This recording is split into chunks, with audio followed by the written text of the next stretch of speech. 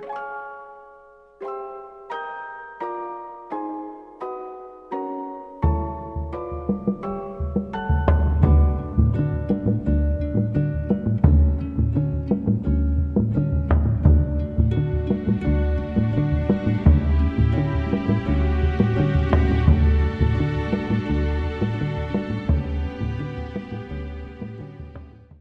and welcome to the Gambling Files podcast, the podcast that recently had hypnotherapy. I'm one of your hosts, John Bruford, joined by your other host, Mr. Finton Costello. Finton, hello. What hypnotherapy did you do? I had hypnotherapy. Yeah? Yeah. For what? Well, Finton, if you go back into our dim and distant past, we had a therapist on by the name of Lorraine Perrins. Oh, okay. We were talking about gambling addiction treatment. She was talking about what she did, which is kind of a combination of hypnotherapy and other sort of practices. And she was really nice. But I said to her on the episode, I said, look, I've got this terrible phobia. And she's like, well, I can help you with that. I'm like, really? Is it your needles phobia or a different phobia? Yeah. So we did a session last Monday. Okay. And it took about 90 minutes, give or take. And then she sent me a recording which kind of reiterated some of it. And then Wednesday, I had a blood test. Oh, okay. How did that go? Quickest blood test I've ever had. Only took 3 hours? Took 10 minutes. Wow. Okay. Which is about a third of what it normally takes. That's But the good. thing is, the only reason it took 10 minutes is because the phlebotomist had read my notes and was being super careful. It could have probably been done in 4 or 5. But it's, I mean, I'm super, super pleased with that. And yeah, Lorraine did brilliant. So if anybody wants some online hypnotherapy contacts, give us a shout. You did it online? I did it online, yeah. Could we hypnotize our audience? Ooh. Oh. You know, we could say stuff like, make sure you book your tickets to ICE in London 2024. Yeah. Or we could say things like, if you're looking to recruit in the gambling industry, go to grs-recruit.com. Or if you wanted some kind of media buying in the sports sector, go to BWise Media. Shit, that's a really good idea. Yeah, we could do that. It could be like an extra pack, like a VIP kind of advertising package where we'll do some like hypnotherapy for our sponsors. Holy shit. Could that be a thing?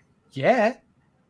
It totally could. But will she let us use her powers for evil effectively? That's the question. Yeah, that is a good question. She struck me as kind of a very good person. Unless we could mumble and pretend it's hippotherapy. Which, interestingly, has nothing to do with hippos. It's horses. What? Hippos, horses. Is it? Yeah. I don't get it. What do you mean? No, it's from the Greek. Like hippodrome is horse arena. Oh. And that's casino related, so that works. Look at that, tying it all together. It's just like, it Seamless. must have been what it was like working with Michael Parkinson back when he was alive.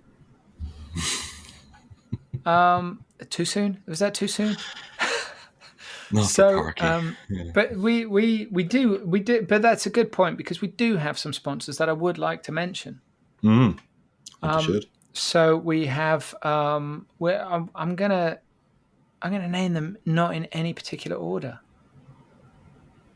Oh, I'd definitely stack rank them based on value. The only way they learn, John. Well, this is the affiliate coming out. Trust me.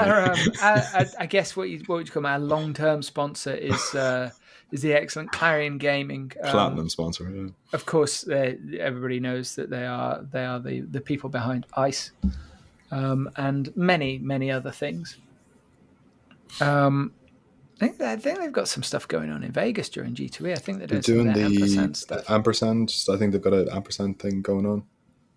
So ampersand is like their we should email them and say, what do you want us to talk about? But anyway. Well, what do you want us to talk about yesterday? So there's that. Yeah, so that's on G2E, which is happening this week. But I mean, it's October, so they're going to be full steam ahead for ice. Yeah, which is obviously is going to be massive this year. Next the year, last one in London. Is it the last one in London? It is the last one in London. It'll be a special one. Look, if you're an operator or you're exhibiting at ICE, make it a big one. Yeah, you could do a whole it gives you a hook for There's lots of things you could do with that. A lot of things. Yeah, and then we got BWise Media. We do. Friend of the podcast, Sebastian Paris. Yep. Of course, Sebastian came on the podcast to ostensibly to have a piss and a moan about Clarion, but he actually came on and was absolutely glowing about them after he had issues at ICE, and they listened and addressed them, which was it was a surprise at the time. I think it's fair to say. I wasn't a bit surprised. That's exactly. No, but that's just because you're a suck up. No, it's not. It's exactly how I've seen just a coincidence. Alex operate for years. Like, that's just what he does. I'm genuinely not surprised. Well, maybe I'm just cynical. I think you are. Jaded.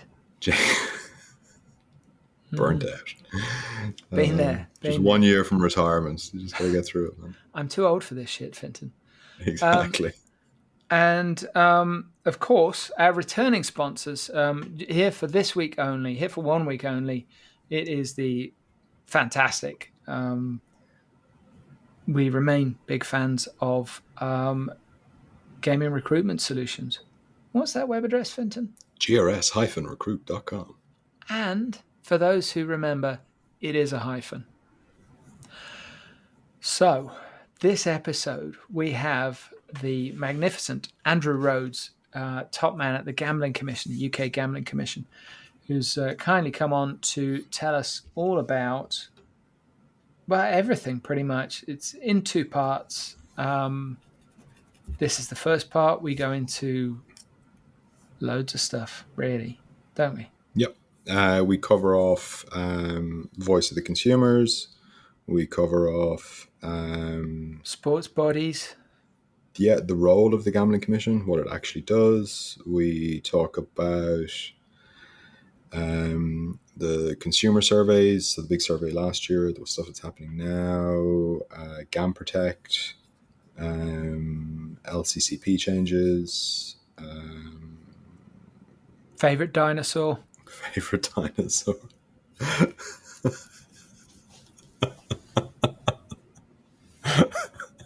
It's all in there, Finton. Also, a big welcome to all our new listeners. So this is obviously going to be a pretty big episode. So for all our new listeners, we'd like to welcome you to the Gambling Podcast. We'd like to ask you to subscribe in your favorite podcast thingy, like Apple or Spotify or whatever. It really helps us.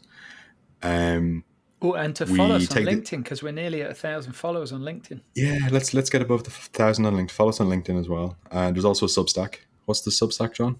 Oh, yeah. Thegamblingfiles.substack.com? Yeah. Yeah, something like that? Almost certainly. Close enough. We're very good at promoting ourselves. So slick. What else do new listeners need to know? We love to bring on experts in the gambling industry. That's what we do, and it's kind of any aspect or any facet of the gambling industry, and we like them to be experts on their chosen topic. And obviously Andrew is absolutely an expert in his area. Some people on Twitter might have a different opinion, but he really is. So that's kind of what to expect from the podcast. We don't take ourselves too seriously, but we do take the industry seriously. Yes. And I think that's the balance we're trying to strike. So yeah, enjoy the episode. I concur. Hello and welcome to the first of 2 Gambling Files podcast episodes this week. It's difficult to introduce our guest.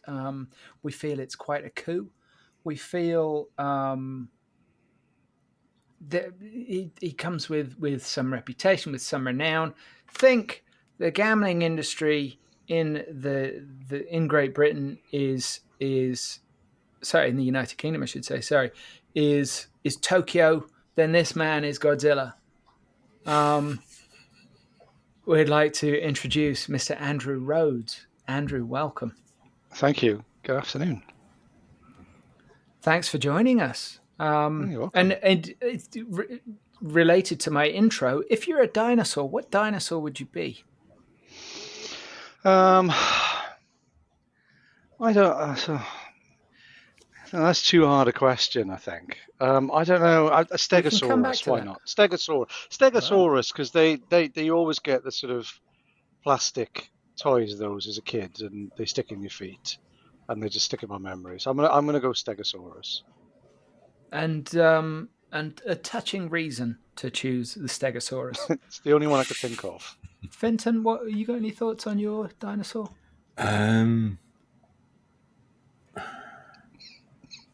Not really. Like, no. If I was a dinosaur, what would I be? Probably a crocodile or something. I think a crocodile. Oh, you have to be a smart ass about it, don't you? Something like that. Just get to lie around all day and just occasionally just drag a gazelle into the lake and roll it till it drowns. But would there have been gazelles then? I don't know. They were eating something. They were. They weren't vegetarians, I know that much. No, you can tell by how healthy they look. I think I would, and this is a slightly obscure reason, I would choose the good old Allosaurus. Because, are you familiar with the work of Ray Harryhausen, the stop motion innovator? No. So he was working in the probably most prominent 50s, 60s, 70s, and early 80s, doing that sort of, you move it a tiny bit. Was that like the Alibaba? Yeah, I know the one you mean. All the famous Sinbad films. Yeah, that's it. Sinbad's one I was thinking. All of those, and he was the dude. And he did Jason and the Argonauts and all that amazing work on that. And he was inspired, of course, by Willis O'Brien's King Kong. But he did it when I was a kid. I loved cowboys. I loved dinosaurs.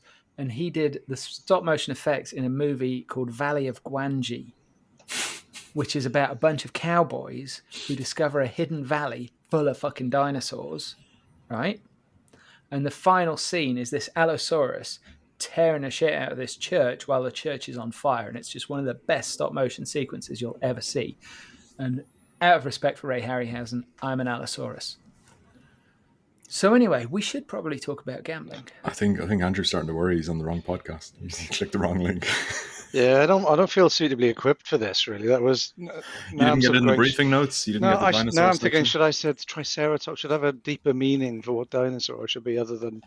Well, what's good though is you didn't go for T-Rex, because the obvious answer is T-Rex. Yeah. Right. That's too easy. Or one of the made-up ones out of Jurassic Park. Okay, Diplodocus. What? A Diplodocus? How is that made up? I don't know. They're all made up. That's really. real. They're all made up. Vinton's creationist roots show through. You can trace his entire family back to Adam. So, Andrew, yeah, there is a lot of questions. We have got a lot of questions. So I hope you're sitting comfortably and don't have hemorrhoids. I'll get my coat. So, Finton, where should we start? Let's start with, obviously there's a lot going on in the UK. The big news was obviously the white paper finally being released. But I think maybe we should start a little bit with Andrew. And, That's a good idea, that. It's, you've been with the Gambling Commission now for 2.5 years, give or take. Yeah, coming up to that. Yeah. How many government ministers? Well, what's that in government minister time? Oh God! I've seen quite a few. There's been a lot of turnover. To be fair, I'm just trying to count how many I've seen. You can borrow our hands if you need extra. Yeah, things. no, there have been quite a few. Obviously, that was part of why the white paper took so long to see it published in the end. I think if you're an incoming minister in this space, the first thing that happens, when I got my job, first thing that happens, you suddenly get a huge barrage of contact and lobbying from different sides. And I think any minister coming in, even if you thought the white paper was sort of good to go, you're going to want to look afresh at that. because you know it's going to be something that you're going to be judged against. So yeah, there have been quite a few of them during the last 2.5 years, which means you're meeting somebody new quite often and trying to help them get up to speed with what this looks like, while they're, in fairness, getting a barrage of contact from different groups.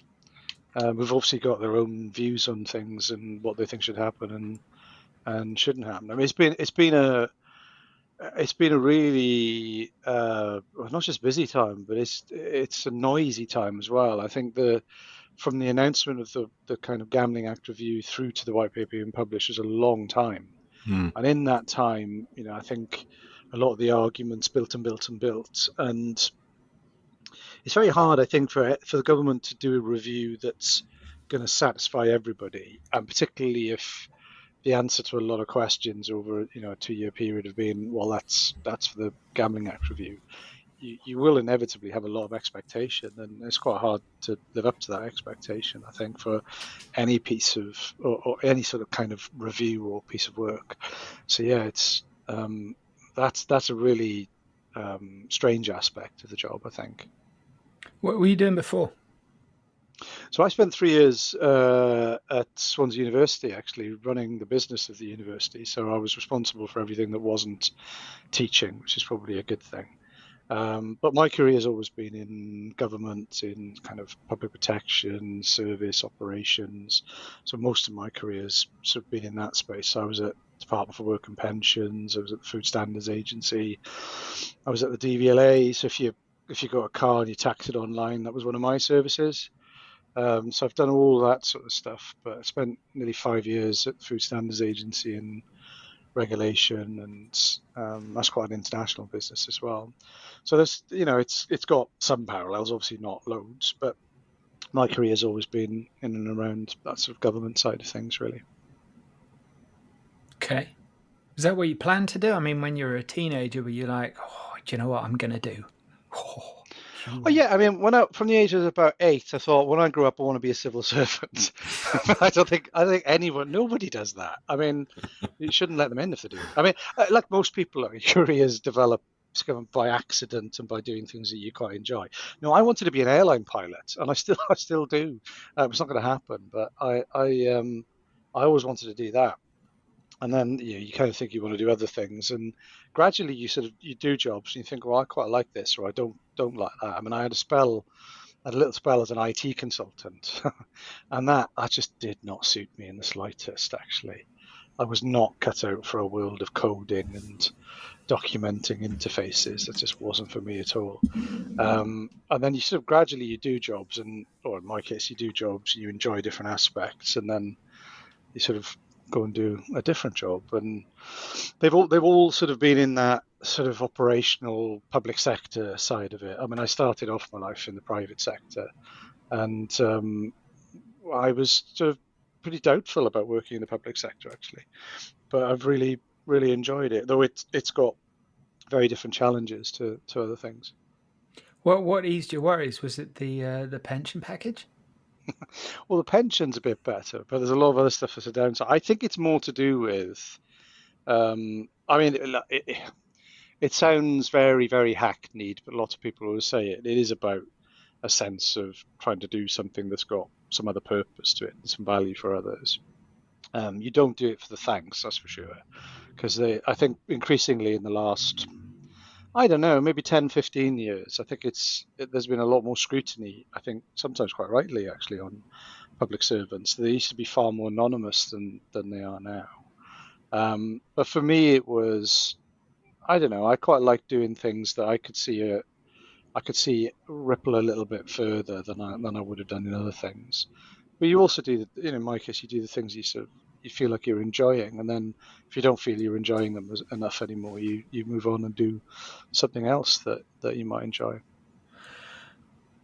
The position of King Kong at the Gambling Commission comes with, that's the first time I've ever mentioned Kong twice in a podcast episode, by the way, and Godzilla in the same episode. And we're not sponsored by Legendary Pictures. Anybody that's listening, sponsorships are available.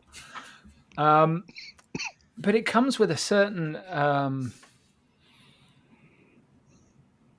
kind of a bullseye element, you might say. Yeah, definitely. And one of the things that I wanted to talk to you about today is, in your tenure, there is definitely been a change in approach from the commission to the industry. Now, I know we obviously we spoke before this, but I put together the British Casino Awards. It was like my baby, and it's become the European Casino Awards, and now it's nothing to do with me, and I get no benefits at all from that. But I'm not bitter. I'm still just angry. No. I was trying to get somebody from the BG from the PGC from the Gambling Commission to come and talk, because I was like, look, we've got the bulk of the British casino industry in one room on one night. Come and talk. Just come and address everybody at once. And I could not get anywhere. Seriously, I couldn't. And I edited Casino International for like 17 years, and I had almost no contact with the Gambling Commission, even though I tried. Your gatekeepers were very, very good. But things seem to have changed, and I'm not just saying that because you're on here now. There is far healthier dialogue with the industry and far greater understanding that if you want to get anywhere with the problems within the industry, you might need to talk to the people that are actually doing stuff in the industry rather than just cracking a whip and saying. So is that evolution, like, is that down to you? Is it one of your colleagues? Should we give somebody a big shout out?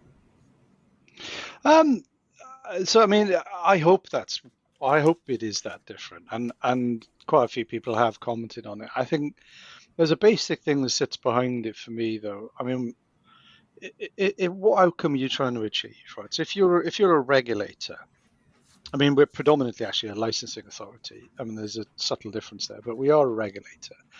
And if you're a regulator, what are you trying to achieve? And you're normally trying to achieve a protection of something. And in our case, we are making sure that people are correctly licensed and they're following their license conditions, and they're not harming consumers.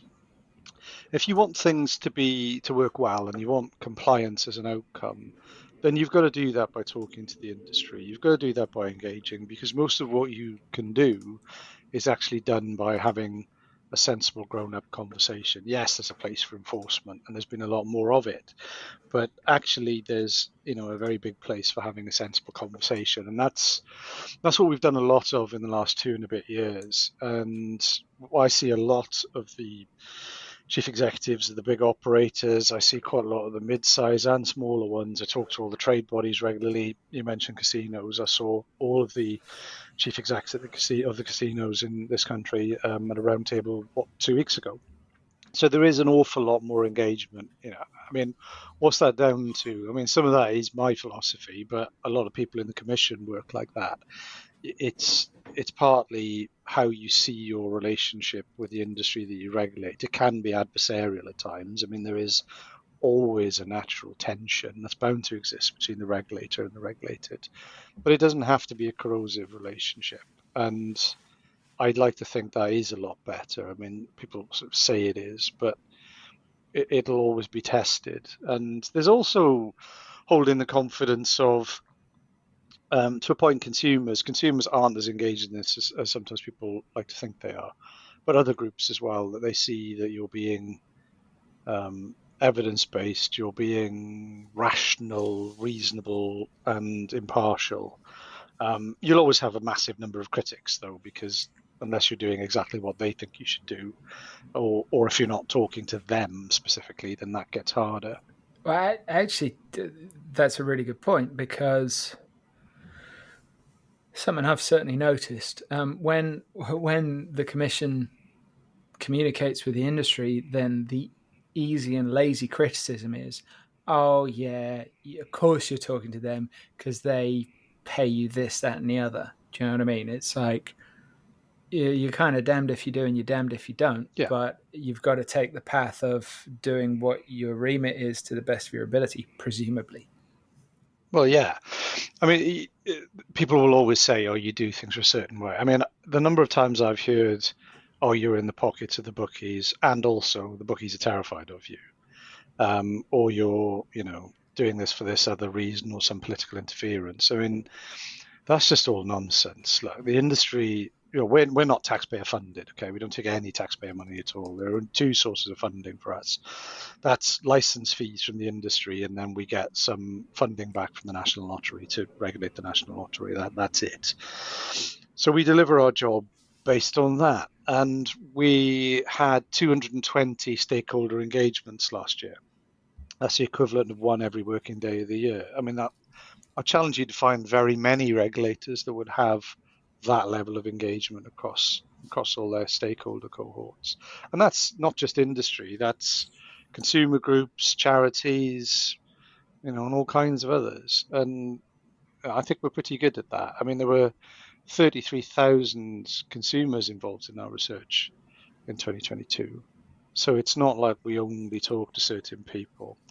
But I think some of this is driven as well by social media. I think to get attention on social media, people will often be more and more outlandish and make bigger and bigger claims. And it's quite hard to counter a narrative in 280 characters or something that, as to what you're really doing. If somebody's saying, "Oh, well, you only listen to these groups," but no, I'm pretty happy in the commission. We engage with lots and lots of different people, and we're quite happy to do that. But I think there are some environments it's a lot harder to engage in now, and it becomes a lot less fruitful.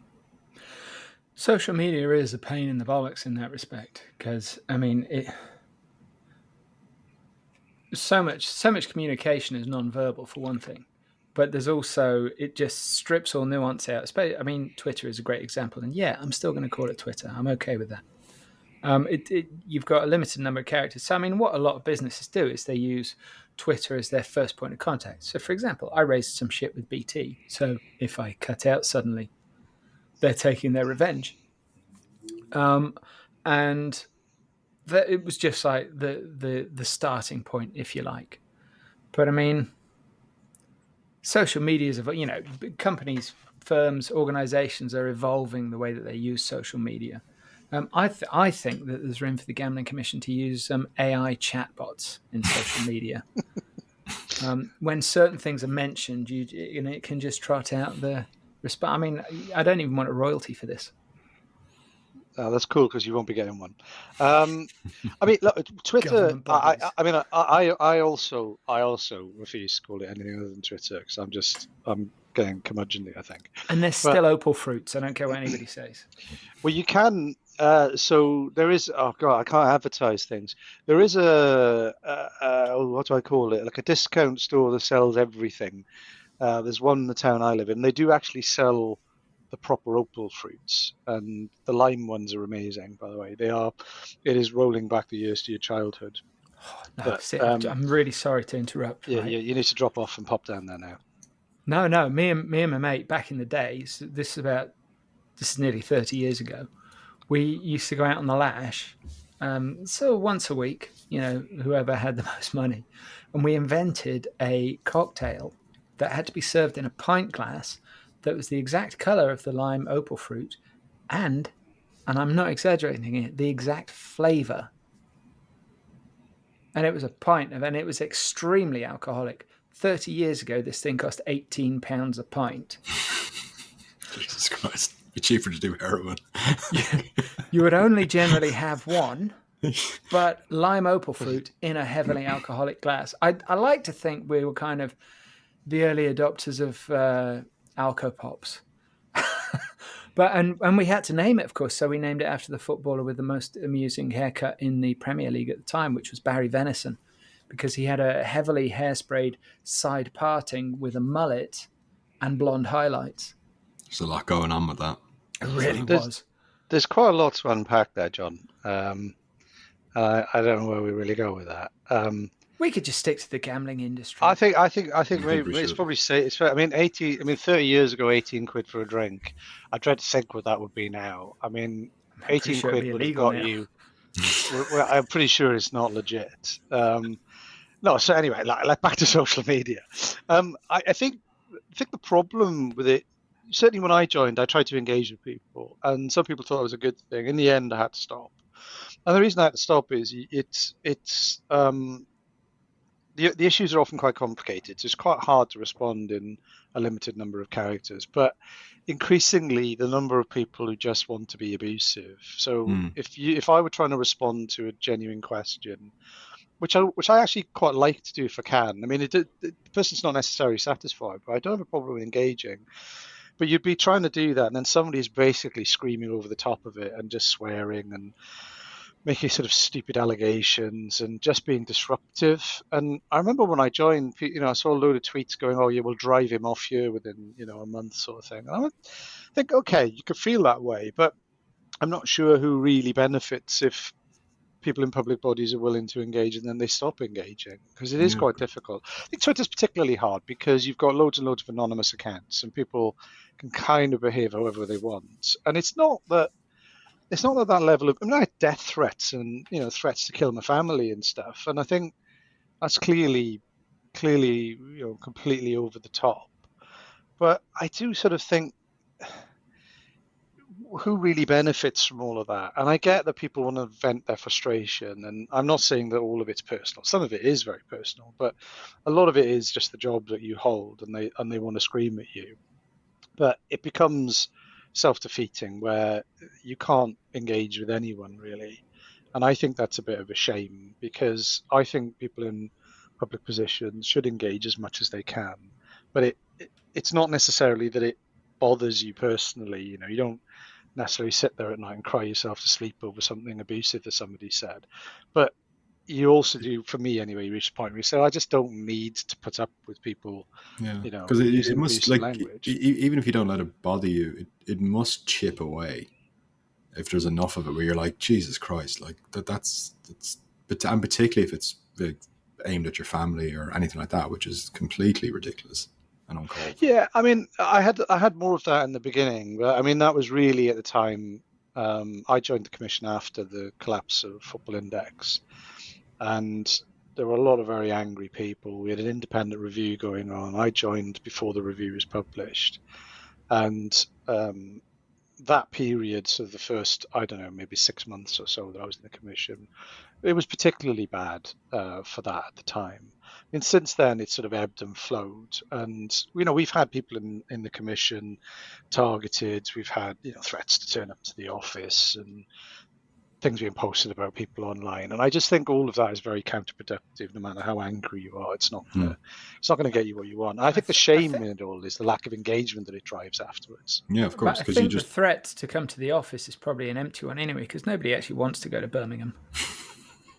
Well, I feel I have to defend Birmingham. It's a beautiful city, but I think finding government offices is notoriously difficult anyway. So I think there is that issue. No, I mean, I think 99.9% of what we get is empty threats, and it's nearly always anonymous accounts. People don't want to identify themselves.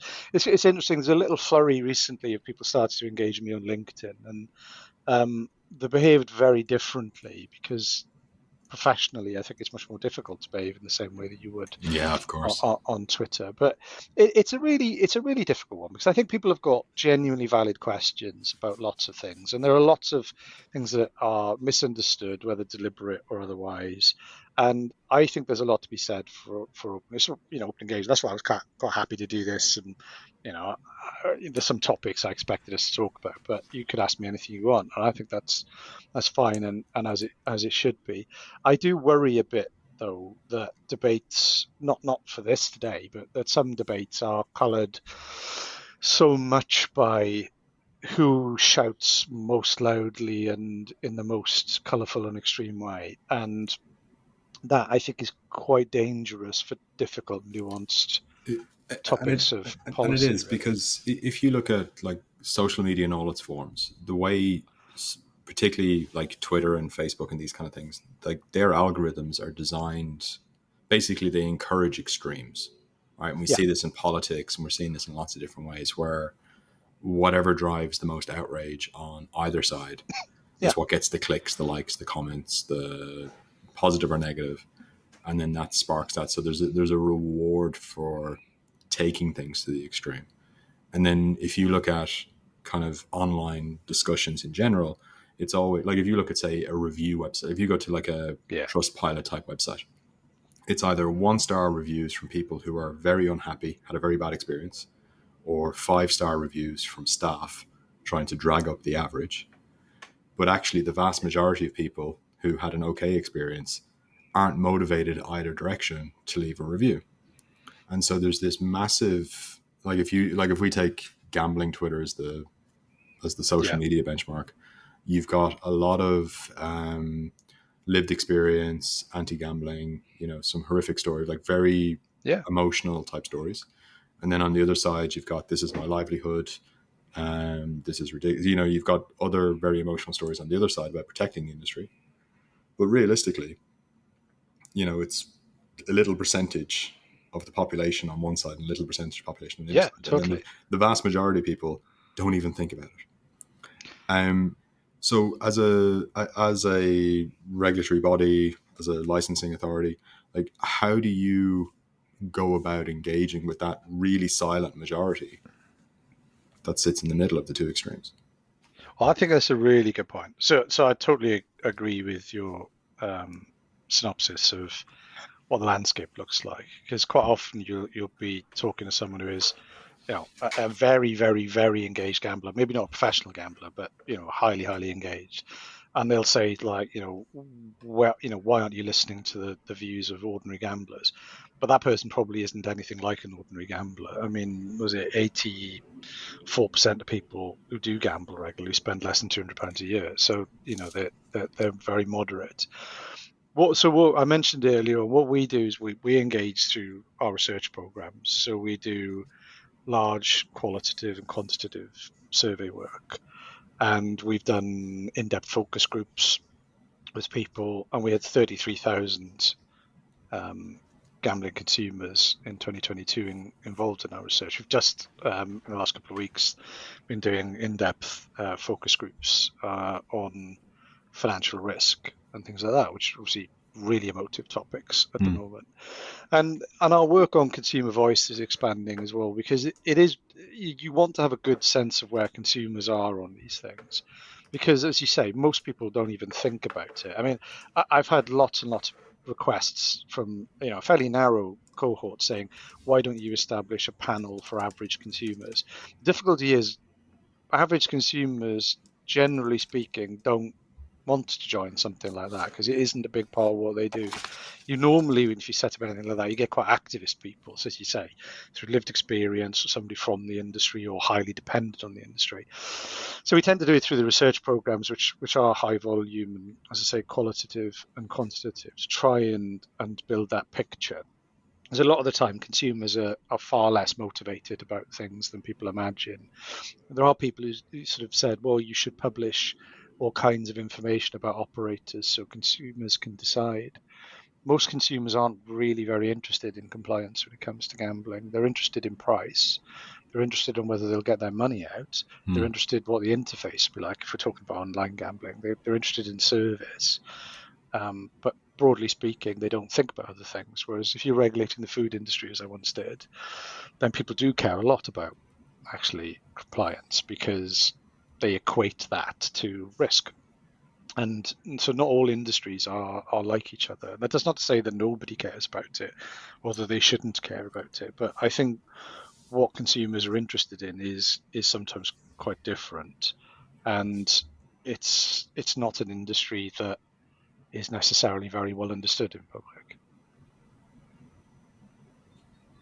Yeah, makes sense. So with the surveys, obviously 33,000 people is a big survey, and there's a lot of data that comes out with that.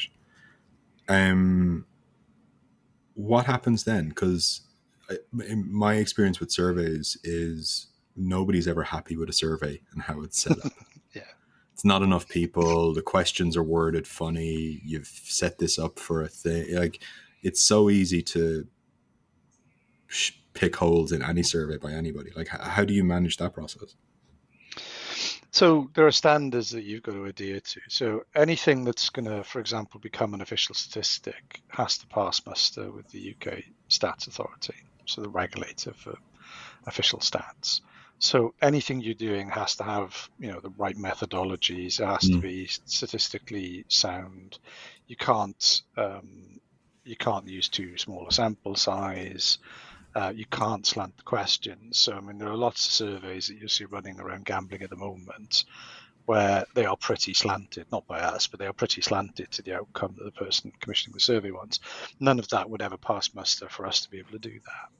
So there are standards, and we've obviously got statisticians and data experts that are in our organisation. But we have to adhere to all of those other things, and if we didn't, then we wouldn't be able to pass the standard for our data to be official statistics. And things like, we've also published the outcomes. So our report on, children and young persons in gambling, we publish the data, we publish the methodology, we publish the outcomes, and people will debate them. I find that a lot of what we publish, people tend not to argue about what it says. People do sometimes want to argue about what it means, or they'll take part of it and sort of try and extrapolate that, which doesn't always work. But we have to adhere to very, very high standards, as all public bodies do. But yes, you will always get people who say they're not happy. I mean, one of the curious things I find is we're moving to the Gambling Survey of Great Britain, which will be the largest survey in the world of its kind on gambling behaviours, attitudes, participation, etc. So we've got the telephone survey on a quarterly basis at the moment, as well as the sort of bigger longitudinal surveys. And people will say two conflicting things about the telephone survey, and I think this, broadly speaking, both fair. They'll sort of say, well, if you look at that most recent survey, the problem gambling rate is very low.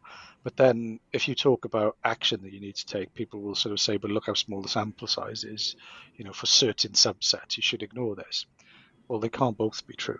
And that's why you do need to move to a more robust research based with things like Gambling Survey of Great Britain. And people will argue about that as well. I saw an article the other day, the Gambling Commission is trying to sort of up the numbers, etc. And well, that's just not true.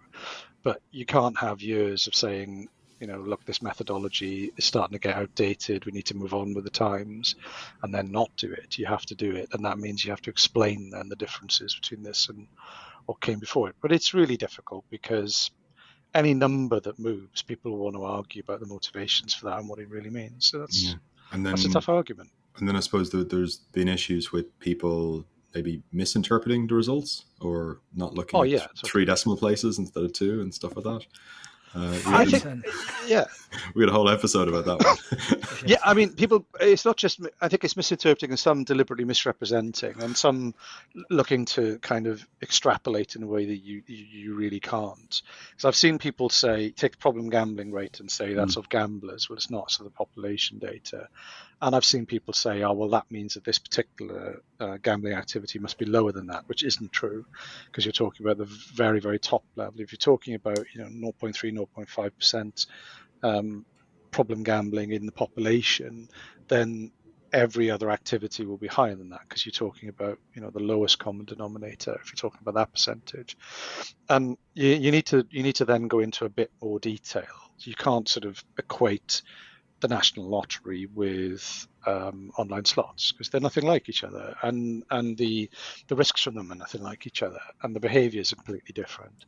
So yeah, there has been a lot of that, certainly in recent months, as people have kind of vied to make their arguments. And I think people are entitled to make whatever arguments they want to make, actually. I don't have a problem with that in the slightest.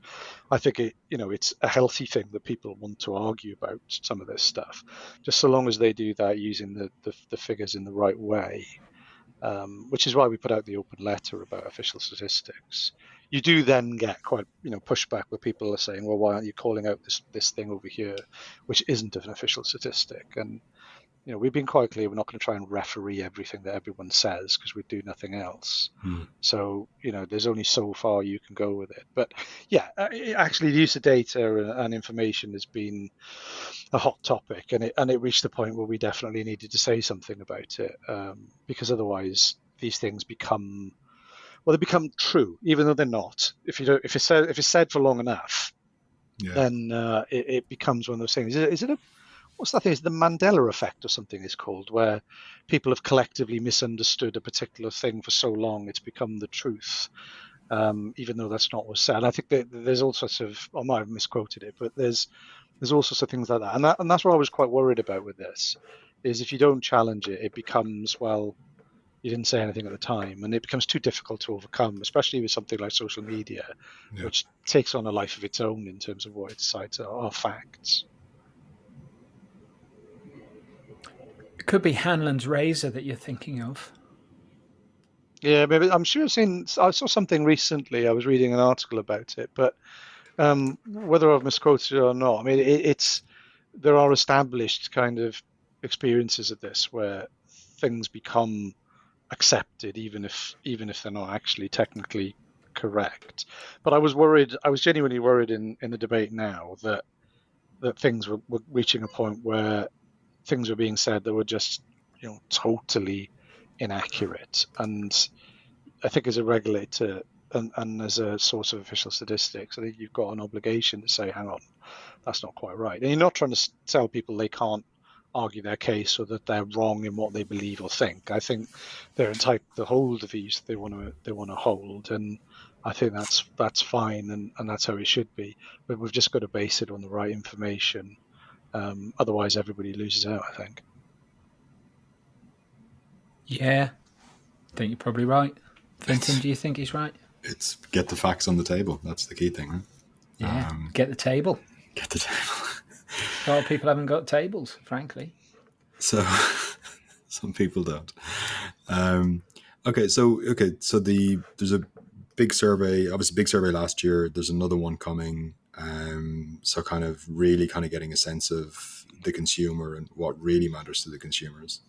Obviously the gambling operators themselves are sitting on tons of data. Do you have any access to that, or are you able to use that in any sort of way? Yeah, we can.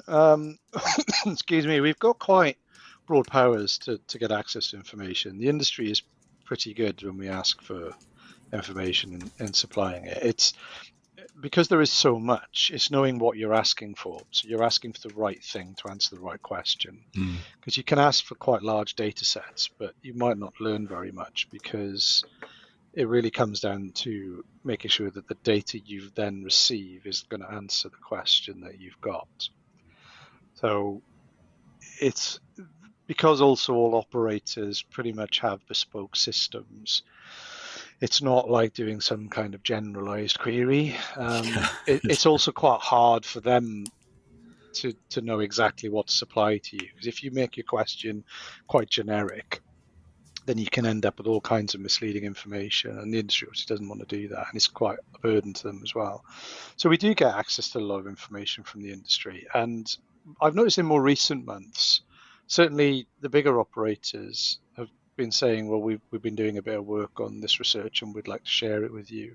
Now, some people would be cynical about that. I say, well, that's because they want to nudge you in a particular direction. But I do think things are opening up in terms of general understanding.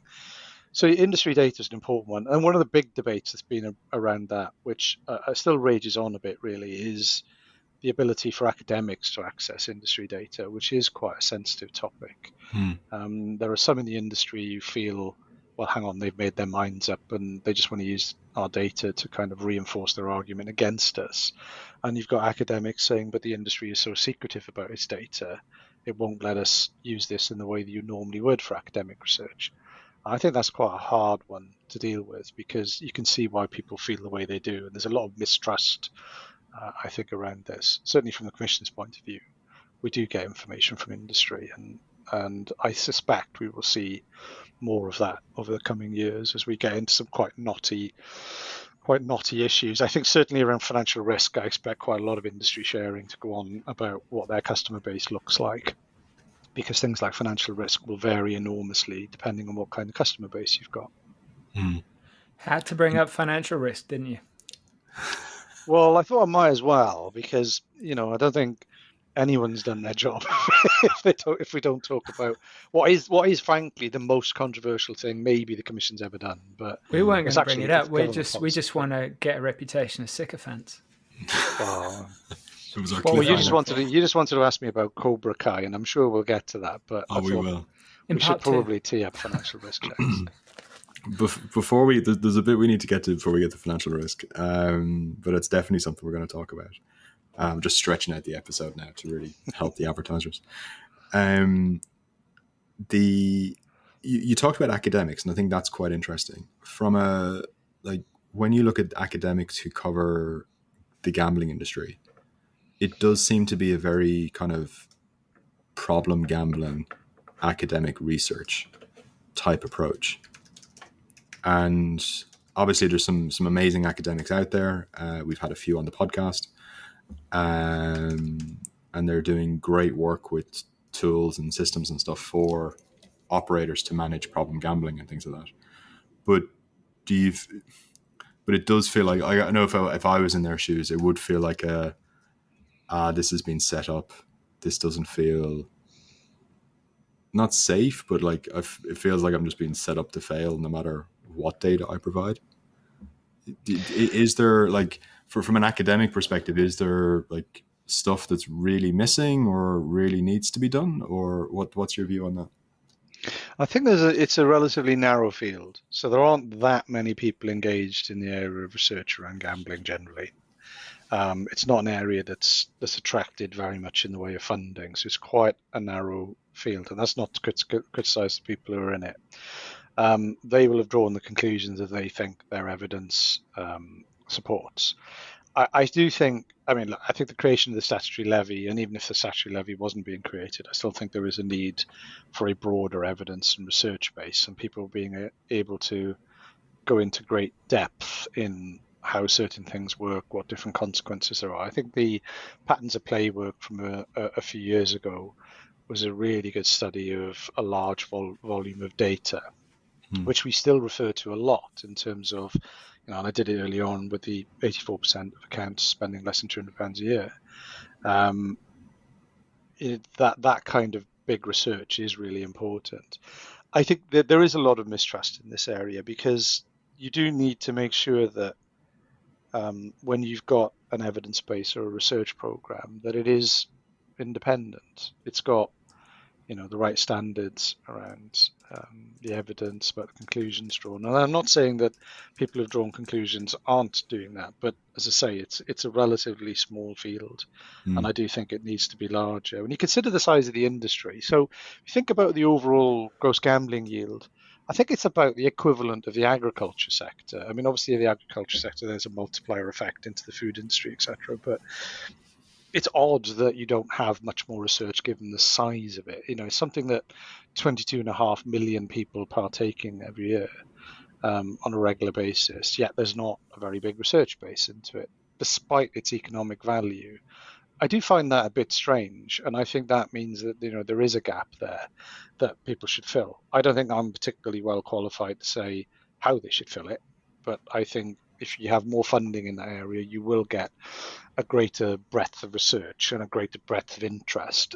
Certainly I hear quite a lot from people in and around the industry who say, well, why are there no studies into the benefits of gambling? Well, that's because there hasn't been an interest in doing it. And it's, as I say, quite a narrow field. So any budding PhDs out there listening to this, get on it. It's wide open. There are some great people in the industry who have, like, take Maris for example. We've had Maris Catania on here a couple of times. We're big fans. Maris was at Kindred for many years and to great effect, and is now, using the many contacts that she has in the industry to do really, really solid work. And one of the things that really, really grinds my tits is when people criticize the industry, and I think I said this in the IGB column I just did, when people criticize the industry and the work that the industry does towards research by supplying data or funding when it's done transparently, what they're actually doing is they're calling into question the integrity of the people working on it. And it's people like SG Certified, it's people like Maris, it's people like Sarah Ramanauskas, like Dr. Auer, and these people are data scientists, they're researchers, they want the raw materials, and they have built the contacts and the businesses in order to get there. And it pisses me right off that it's their integrity that's being questioned by the people that are criticizing the industry, and they're criticizing the people that want to make things better, and to do it by providing the evidence that the industry can follow. But anyway, sorry, got carried away. I think there's an important point in there, though, John, and I mulled this quite a bit recently. I think this won't be universally true, but if you think about financial services, if somebody's had a bad experience with the financial services sector, so maybe a mortgage problem or something, they don't necessarily have a negative view of everything in the financial services sector. They don't necessarily hate the post office, for example, or think, I don't know, building societies are rotten or something. And I think there is a difference with gambling in that critics of gambling generally tend to see the whole industry as one and the same. I mean, I think people will acknowledge there are differences within it, and people will kind of say, "But bingo is different, etc." But I think the whole industry gets viewed by some as being negative, and there is a massive issue around anyone who has worked in the industry as being seen by some as being compromised. And there is a huge, we get this quite a lot in the commission, who do you trust, who do you talk to, and it's almost as though it's so polarized that if you've ever worked on one side or the other, you're almost forever tainted. I think it's so adversarial in that way, and I do think that's a problem, because there are plenty of people in the industry who want to see it do better and are very open about the industry as made its own bed with some of the issues we've got now. The industry hasn't helped itself, and I hear lots of people sort of accept that that's true with some of the things that have gone on in recent years, and obviously sensitivities are different now as well. But I do think there is an issue in people being assailed because of prior jobs they've done, and I don't necessarily think that is helpful in having a sort of open debate. But it does come down to the level of polarization in some areas, and how strong some people feel in the views that they hold. But is it more a case of that your negative experience is actually so like you've used the bad mortgage example, but it's, if you take the finance sector, it's not a bad mortgage because, I don't know, your interest rate's a bit too high and you're going to feel it. It's more like, I don't know, you've signed up to a CFD trading firm and lost 20 grand in an afternoon. Yeah. So that's such a visceral experience that it's going to turn you off all trading firms. Yeah, I think that's probably right. Yeah, I think that's probably right. And I'm not. Yeah, or an alcoholic with alcohol, like it's all alcohol. It's not just, it's just Guinness that gets me. Yeah, no, I think that's a fair point. And I'm not trying to equate, having, bad service from a mortgage as being the same as, devastating problem gambling. Yeah. It's more the sort of, with gambling, it's an all or nothing view. It's when it goes bad, it's very extreme, and it's a very like, and this is kind of what we talked about earlier on, like the kind of lived experience type stuff and the stories that comes out of that, and it's it's an all-encompassing thing, and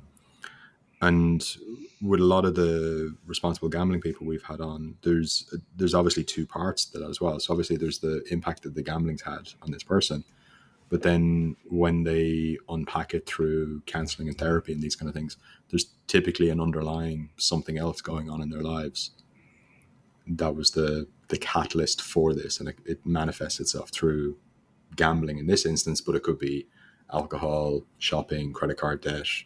There's a bunch of different ways it could come out, but for this subset of people, it was gambling was the thing. Which also makes things even tougher, because it's which is where I think you see kind of some of the defensiveness from the gambling industry, where it's like, well, it's not this, it's that, which doesn't help, and it's not the right answer. No, it doesn't help. No, I think you're right, and people are very complicated. And I've visited treatment centres, and you will hear that pretty much everybody there has had a range of complex issues, and gambling was a very destructive outlet, and that's the thing that they're trying to address. But you have then a danger that when somebody says, well, hang on, it's multiple factors, it comes across, and sometimes perhaps is, people sort of seeking to dismiss the impact of gambling or the risks from it, or trying to exclusively blame it, depending on your perspective. Yeah, And I think exactly. it's a lot more complicated than that. Actually, when we look at gambling as well, we don't only look at, at the moment people are talking about spend in particular, but you look at patterns of behavior, how antisocial the behavior might be. So you gambling, very long periods of time, gambling late at night and not taking breaks and all those sorts of things. It bleeds into other patterns. It's a lot more complex than sometimes I think people give it credit for. Well, some people give it credit for. Others obviously can see that plain as day. Yeah. Something that came up when we had Sarah Raminauskas on a couple of weeks ago. It's that it can be many things contributing to create an environment which becomes specifically problematic for the individual. It might be the type of mechanics in a game combined with something that's going on in their life, combined with the time of day, and it's recognizing all of those things together. And I think that's really fascinating. I think that's really got legs, that approach. But as long as it's not used as a way to fob off responsibility, I think is the key. No, of course. It should be on top of everything that's happening already. And I think from my if the industry takes responsibility for its part in that, with an awareness of it's there's a multitude of things happening here. But what they're essentially doing with that approach is they're taking a data point and making it into a chunk of big data by adding these other data points. And actually, the difference in being able to analyze that, it's extraordinary. As I read in Dr. Andrew Cardno's book, actually, he might not be a doctor, but I'd still go and see him if I was ill.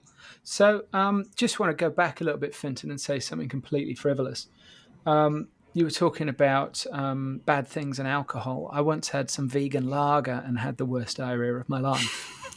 It's vegan lager. Isn't all lager vegan? No. Apparently, there's something in lagers. It's something in the filtration which uses a bit of fish, I'm told. And there was this vegan lager, and they had it at the brewery in Ludlow. And I tried it, and I just thought maybe I was just a bit poorly that day. And I saw a mate, and I said, I was down the brewery last night. He said, did you have the lager? Yeah. He said, did you? Yeah, I really did. It's like, God, me too. And it turned, vegan. Don't do it to yourself. I was also thinking, Finton tells people that he's a banker. I tell people I'm an estate agent instead of telling them what I actually do. What do you tell people you do when you meet them, Andrew? So it sort of depends a bit. So I typically say what my job is, and then I wait to see what their reaction is. So I get a mixture of, so I do normally say I'm chief executive of the Gambling Commission. I usually follow that up with we regulate the gambling industry in Britain, because otherwise what on earth is one of those? And I normally either get people are like, oh, that's interesting, so what do you do with that then? And then we chat about that. Or I get sort of, in a sense, kind of newspaper type stuff, where somebody will say, I was giving blood actually. So I was giving, so I'm a blood donor, and I was giving blood, and they do that thing where they're sticking a needle in your arm to do this, try and distract you. So what do you do for a living then? So I said, oh, I'm chief executive of the Gambling Commission. We regulate the gambling industry. Jabs it in harder. And she just looked at me. She said, well, there are lots of issues with that these days, aren't there? And I wondered where this was going to go, but she didn't go any further with it. So that is sort of what I say. There are times when I sort of, if it's been a very long day and you kind of get in a taxi and they go, so where have you been? So what do you do for a living then? Well, I'm not always sure I want to have the conversation, just because it's sort of, it's something that you never know what somebody's going to say. I find that quite interesting in itself. So I don't in the end these days tend to say, oh, I'm a civil servant or something, because that could be anything. I mean, you could be you could be a spy or something, but which of course most people aren't. But yeah, I do sort of say what I do and then wait and see what happens. I mean, I didn't have to say what my job was when I went into William Hill, I think it was, in Manchester, and I was visiting because there are restrictions of what I'm allowed to do in this job. So I walked in, and there was a guy with a racing post who looked up and instantly realised what my job was, because he obviously was an avid racing post reader. I thought, I think he thought all his Christmases had come at once, because he had this unrivaled opportunity to download everything he thought about all of this stuff to the chief executive of the Gambling Commission, who just happened to walk into the bookies he was in. And that's probably one of my favourite moments in the job, in terms of just seeing how pleased he was. Being recognised the on chance the to street. sort of, well, it's not being recognised on the street. It's not that, because I'm not worthy of recognition anywhere. But when you walk into that kind of very highly specific environment, and he happened to have the racing post in front, he did a proper Dad's Army double take when he saw me walk in, and he just said, right, and he decided he was going to give me all of his views, which was quite a funny moment, actually. I have we canvassed some key listeners for some listener questions, and I'd like to bring a listener question to you. This question comes from I'm going to keep people anonymous, Finton. Okay. This question comes from Melanie in London. What progress has been made in the work with sports bodies to create a cross-sport gambling sponsorship code? Now, I think it's a really great question, and I'm actually working on an article about this at the moment, that sports regulatory bodies or sports bodies, not regulatory necessarily, like the Football Association, etc., and all of the many, many, many that there are, have historically not been ready for changes in gambling regulations. And it has created enormous problems. And then there are disparities. So, the report in The Guardian last week or the week before about how players aren't allowed to gamble on any football, but owners can. And that blew my mind a little bit. It was a really interesting report and a little bit bonkers. Do as I say, not as I do. Now, what are you doing? So this isn't something directly with us. This is something that lots of different bodies have been involved in, and I think it's stuttered a bit. I think it does need some clarity. I think there are a couple of issues going on. One is sponsorship and gambling, which was a topic in the white paper, which hasn't changed very much, actually, in terms of where the government wants it to be. And there are other questions about, I think, sporting integrity and people gambling when they're engaged in the sport. Been a lot of high-profile cases recently. I mean, our involvement typically comes a bit more around the integrity side of things, where we see, suspicious betting patterns, etc. Because what you don't want is the industry undermined by integrity issues. I think it's something that does still needs to have more work put into it to give that sort of clarity as to who can do what and why and when. I think the Ivan Toney case has raised this quite a bit, because I read the same article that you did, and what appear to be different clauses and what some would say would be disparities between what one person could do and another. And I think that needs to have some clarity. I think the FA and the Premier League are wrestling a bit with this. Because this is a thorny issue, and I don't think there are hugely straightforward answers to it either. It's interesting seeing how some of the American bodies have reacted. Like the NFL's actually acted reasonably quickly. Yeah. Because fundamentally, they do have the responsibility to make sure that the players are educated, to basically remove the potential for any excuses down the line. And it all comes back to the issue of integrity, which without that, well, we're all unemployed pretty much. Yeah, certainly college betting. I think college sports in the US has come under quite a lot of scrutiny with the liberalization of the US market. And it's true that the further down the sporting pyramid that you go, where there is lower money, you've got a potential for greater risk of integrity issues. and that is a problem. But it's an odd one because, for example, in horse racing, I mean, it's a debate at the moment. Clearly, owners can bet on their own horses.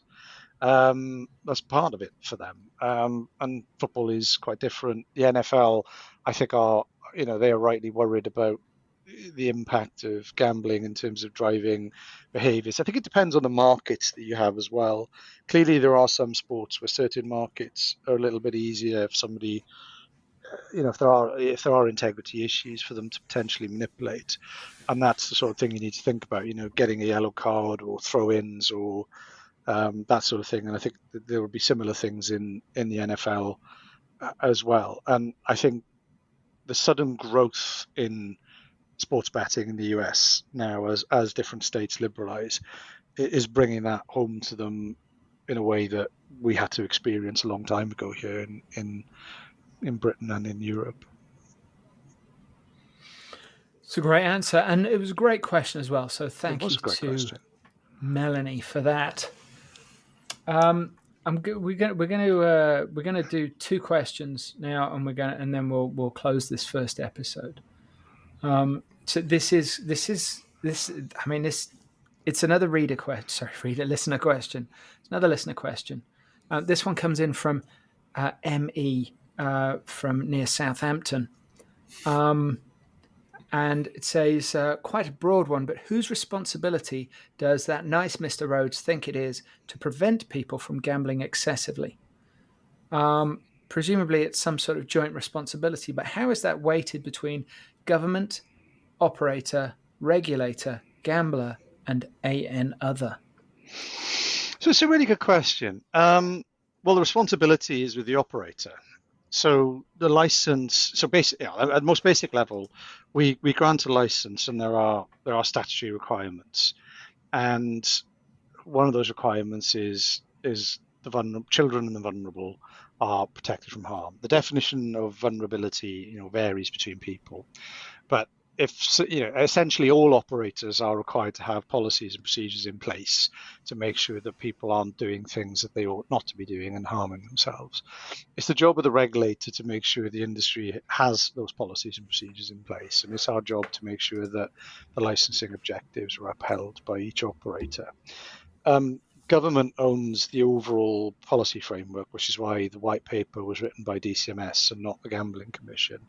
We give statutory advice as the government statutory advisor on gambling, so that's our legal position. We give advice to the government. They don't have to follow it, and they followed most of our advice, but not all of it in the white paper.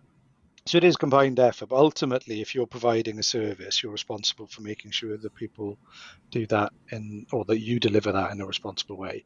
But it is risk-based, so it's not a zero risk environment. It's because 2 people can have 2 radically different experiences while doing the same thing.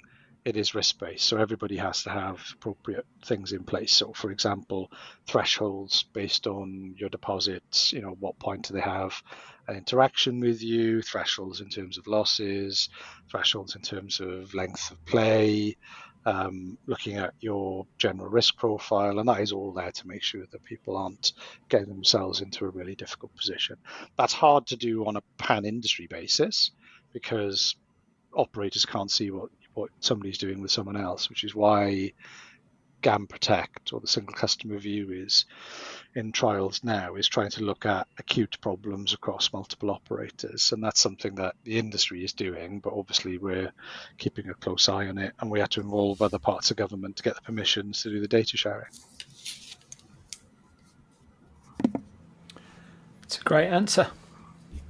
That's interesting. So I didn't realize that was being trialed. Yeah. And the data, like obviously GDPR has been this thing that that's destroyed the internet in terms of clicking OK.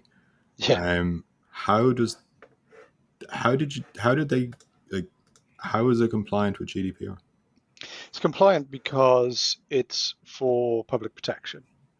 So it is to prevent people from being harmed. So it's not being used, for example, to sell them more services, because that would be non-compliant. It's not being used to try and poach them. It's being used in defined and limited circumstances. So that's why you engage the Information Commissioner's Office. So actually, it was all trialed in a sandbox originally. So you're testing how this works without anyone's information being infringed, and then you go Okay. into live work.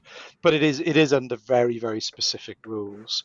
So I get quite a lot of people saying, well, this will be used so that the most lucrative customers can be poached by someone else. I mean, that would be amazingly illegal under this, because it is for a very, very specific reason, and that's how the permissions are granted. But it'd be quite easy to like anonymize the data in a way where you couldn't poach customers as well. Right? Yeah, you can use common flags, but really at this stage it's being used for people who are at very acute risk of harm. So what happens is the other operators in the trial will actually stop taking business from them because they're at such an acute risk of harm. So the best way I can describe it is, this probably isn't the best way of describing it, but it's the best way I can think of, is someone who is probably in a position where they perhaps should be self-excluding, but because they're not in a position to make that reasoned judgment, they're in acute distress, they're at acute risk, and acute is the word that we use, then that decision is effectively taken out of their hands, because otherwise what you have is operator X says this person is not in control here, is in a really bad place, they're saying quite worrying things, we're going to stop them gambling, and they go to operator Y. And the loop starts again, and then they go to operator Z, and so it continues. And that's always been a problem with gambling, is the ability to go from operator to operator, and that has been recognized as a risk. That's what this is about. It's about making sure that that person isn't able to then go on to the next one and the next one and the next one, and potentially end up in a really, really bad place. And I suppose, okay, so if I put my tinfoil hat on, obviously, like, this is a really good use case and it makes perfect sense. But then once that system's in place, like, the road to hell is paved with good intentions, or whatever you want to call it. It's like, it feels very easy then that the goalposts could shift dramatically in terms of what is in scope for blocking people from gambling. Like, how does that get managed? Like, how does that get managed from acute risk is the line, and that line won't move, or that line could move in the future, and this is how that process would work? I mean, at the moment it's acute risk, which is to the point where they shouldn't be gambling. Sure. I think the next iteration is potentially, what you don't want is if someone is in a destructive cycle and they're not in control, they may not be at the very most acute end, but potentially, an operator would say, well, hang on, I think Finton, should slow down a bit here. I'm going to put some things in place to slow him down. We're not trying to knock him out of the legitimate market. We're not trying to tell him he's not allowed to gamble, but clearly, we need to take some steps here. The issue you've got is one does that, and then others go through the same loop again and again. So a bit like the acute case. There has to be a limitation to it, though, because otherwise you do end up in a position where, at the particular tinfoil hat example, at the far extreme, you then have kind of a register of gamblers, which is not what anyone's intending, and actually isn't something the ICO, I think, would support. So I think we need to see how it goes with these more limited trials and see what we learn from it, because we're seeing some interesting things so far in terms of what's happening, but it's still quite early days, because you're talking about potentially quite a large number of people overall. If you think about the overall level of problem gambling and at-risk gambling, it's not huge numbers of people overall compared to those who gamble, but it's not insignificant either. So you've got to do these things carefully, otherwise you do run the risk of driving unintended consequences. So for now, we need to see what happens with the trials and how well that works. But it is on a very limited basis based on the data sharing permissions. So it's way, way, way more controlled and confined than some people would have you believe. Okay. So I'd like to now bring up that thing that we mentioned very briefly earlier. The elephant in the room. The elephant in the room.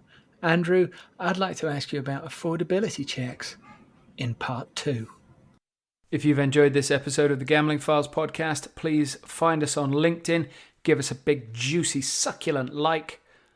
That nearly went wrong. You can find us under the name The Gambling Files Podcast. You can find us on Twitter under The Gambling Files. I think the handle is just @GamblingFiles. You can connect to myself, John Bruford, or Finton Costello, also on LinkedIn. We're also both on Twitter.